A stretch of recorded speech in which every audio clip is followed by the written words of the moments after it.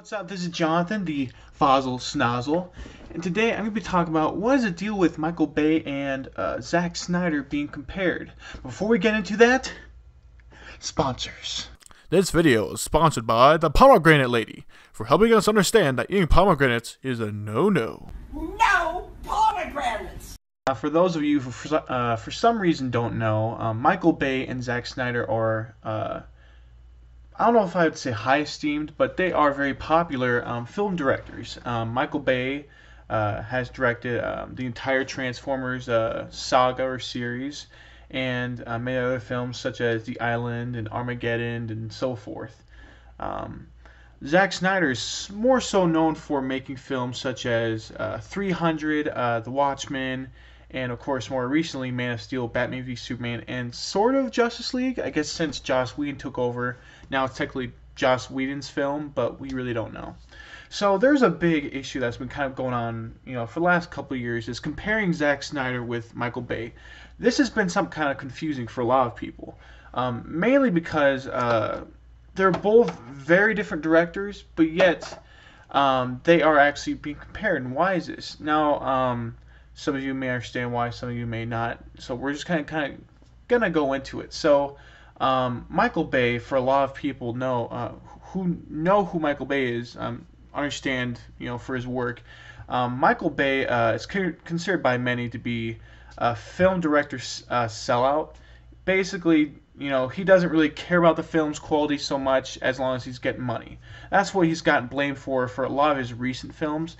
He isn't, he has made some good films.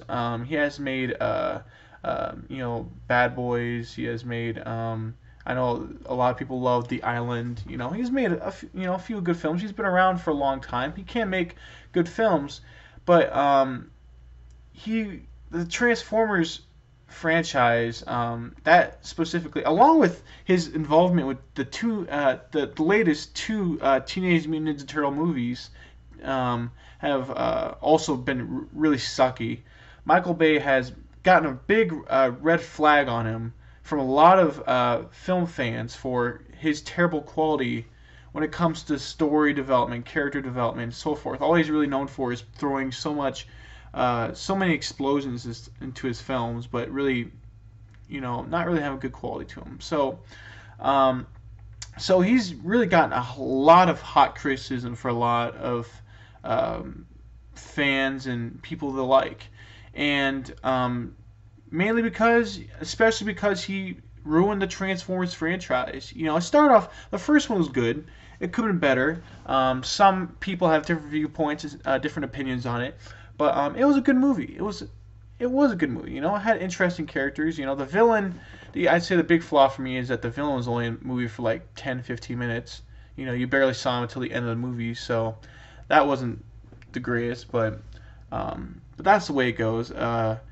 More so though, Michael Bay though, once he hit the second movie, Revenge of the Fallen, the series just took a horrible turn, and it just got worse and worse with each movie.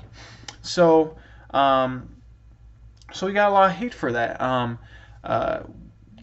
Recently, Zack Snyder has gotten a new kind of hate. Now, like I say, he's made some good movies like 300 and Watchmen. They're really, they're unique films. The difference between Zack Snyder and Michael Bay is, Zack Snyder has a very dark and edgy approach. It's a very visually dark. Michael Bay is more, he's not necessarily visually dark. It's more so he has may throw in some different dark ideas like The Island, but for the most part, he tries to keep it fairly positive.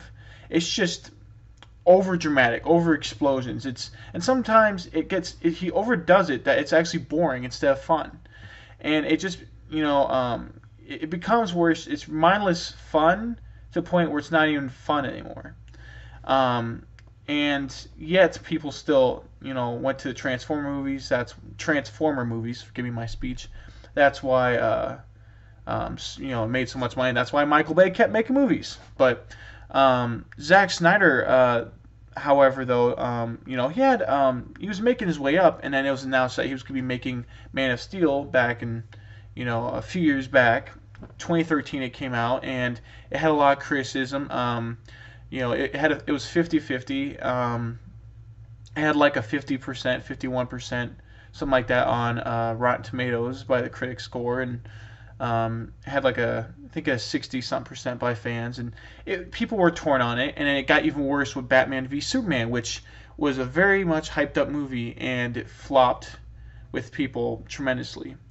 And then of course Justice League came along, and there's issues with that, and all the controversy. So a lot of people were blaming Zack Snyder and make him to be the next Michael Bay, because it was kind of the same thing where he took over a franchise, a very popular franchise, and then basically blew it, and basically ruined it to the point where it's not even fun for a lot of people anymore. It just became a disgrace, and so he became this new Michael Bay. And the question kind of comes down to: is he really? Are he and Michael Bay, the same thing? Can they be compared?